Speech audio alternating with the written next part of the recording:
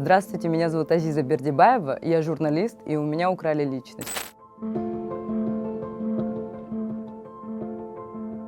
Фейктер сизди өз кызыкчылыгына пайдаланышы мүмкүн экенин билчү белеңиз. Биз буга чейин фейктер монголиялык манекендердин, казакстандык бизнесмендердин жана якутиялык сулуулардын сүрөтүн пайдаланганы тууралуу көп эле жолу айтып, көрсөтүп да бергенбиз. Бирок анда фейктер болгону сүрөттөрдү уурдашкан болчу. Анан калса сүрөттөгү чыныгы адам Кыргызстанда жашачу эмес. Демек аларга зыяны деле тийген эмес. Чынында фейктер адамдын сүрөтүн, аты жөнүн эле эмес, өздүгүн уурдаган учурлар дагы бар. Саламатсыздарбы? Менин атым Бегайым. Бүгүн фейктер кыргызстандык кыздын өздүгүн кантип өздөштүрүп алганын жана бул ага кандай зыян алып келгенин реалдуу мисалдын негизинде айтып берем.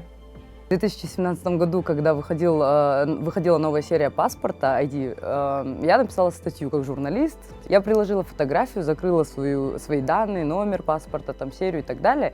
И подумала, что если эта фотография, где есть там моя рука и так далее, то есть уже, кому она нужна? А как оказалось, наоборот, из-за того, что моя рука в кадре, этот паспорт стал очень полезен мошенникам. Мошенники скидывают, то есть жертвам, типа, что вот я прямо сейчас сфотографировал, вот вам мой паспорт. Типа как по-свойски, да? И все верят. И в итоге я стала сама жертвой мошенников, которые мою личность используют во всевозможных всяких разных схемах. Каждые 3 где-то месяца они придумывают новые схемы. Подписчики в соцсетях они видят, да, и отправляют мне скриншоты, говорят, смотрите, от вашего имени там вот такая вот там финансовая пирамида была. Было, что какой-то набор на онлайн-работу, какие-то авиабилеты продавали, сдавали квартиры, продавали товары. Еще была такая схема, вложи 5000, и через 3 дня у тебя будет 15. Да, и вот на эту схему прям очень многие велись. Они даже у меня на странице, закрепленных в Инстаграме, есть объявление о том, что этот паспорт используется мошенниками. Все, что вам в подтверждение отправляют вот эту фотографию, это все неправда, и там вся история есть. Я отправляю тем людям, которые мне пишут угрозу, говорю, пожалуйста, прочитайте, там, я сама стала жертвой. Я им говорю, скиньте, пожалуйста, номера телефона, с которым вам пишут, все данные, они ничего не слушают, они мне просто пишут, верни деньги, или я тебя поймаю и так далее. Азиза Бердибаева фамилиясы жана жүзү фейк аккаунттар тарабынан пайдаланылган жалгыз кыргызстандык эмес. Жакында ушундай эле 2 аккаунтту укук коргоочу Динара Ошурахунова кездештирген. Ал өзүнүн атынан бул аккаунттарды ачкан эмес, көргөндө абдан таң калган. Учурда Ошурахунованын атын жамылган фейктер жеткиликсиз болуп калды. Укук коргоочунун атынан фейк аккаунт ачууда эмне максатты көздөшөт? Мисалы, анын бедел баркына доо кетирүү, укук коргоочунун атынан кандайдыр бир идеяларды жайылтып, кийин чыныгы Ошурахунованын жоопко тартуу үчүн жасалган болушу да мүмкүн. Балким адамдарды митингтерге барбагыла деп үндөөгө колдонулат чыгар. Мындай ыкма кезинде реакция деп аталган митингдин активисттерине карата жазалган. 2019-2020 жылдары Клооп Азаттык жана ОСРП Кыргызстандын бажы кызматындагы шиеленишкен коррупция жана төраганын мурдагы орун басары Райымбек Матраимов тууралуу иликтөө жарыялашкан. Кийинчерээк ал коррупцияны мойнуна алган, бирок ошол учурда четке кагып туруп алган. Анын аброюн болсо социалдык түйүндөрдөгү көптөгөн фейктер коргошкон. Иликтөөлөр коомдо чоң резонанс жараткан. Коомчулук ошол туштагы президент Сооронбай Жээнбековдон иликтөөгө реакция кылууну талап кылган. Өлкө башчысынын реакция болбогондон кийин адамдар митингге чыгып, ал акциялар реакция деген аталышка ээ болгон. Фейктер менен айрым журналисттер гомофобияны пайдаланып, митингдин айрым катышуучуларын жаманаттуу кылууга аракет кылышкан. Бирок кыргызстандыктар реакцияга чыгууну уланта беришкен. Бир жолу кезектеги митингдин алдында активисттердин атынан акция болбойт деп ишендирген фейк аккаунттар пайда болгон.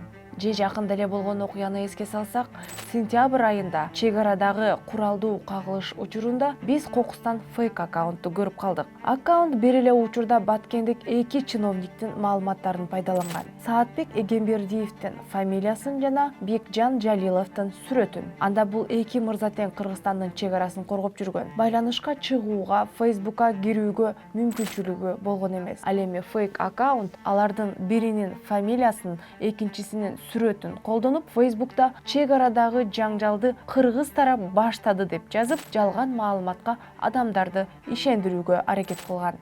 Бул фейк аккаунттун аракеттеринен аты аталган 2 кишиге реалдуу коркунуч пайда болгон. Анткени бул аккаунттун чын бышыгын эч ким текшерип отурбайт деген тобокелчилик бар эле. Эки аткаминерге кол салып же мыйзам алдында жоопко тартууга мажбурлашмак.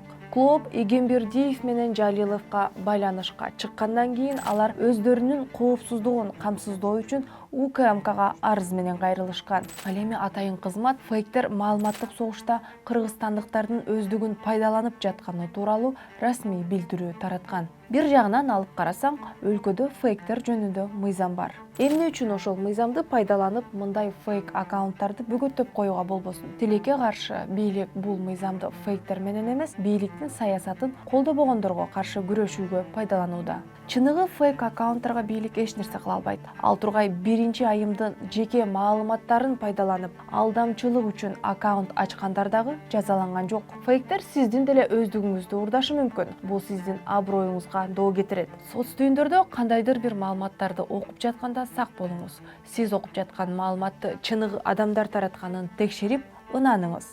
Жок дегенде маал-маалы менен соц түйүндөрдө, таанышуу үчүн сайттарда же болбосо жарыяларда сиздин өздүк маалыматтарыңызды уурдаган фейктер жоктугун текшерип туруңуз. Аты жөнүңүздү интернетке жазып, сиздин маалыматты пайдаланган чоочун аккаунттарды издеп көрүңүз.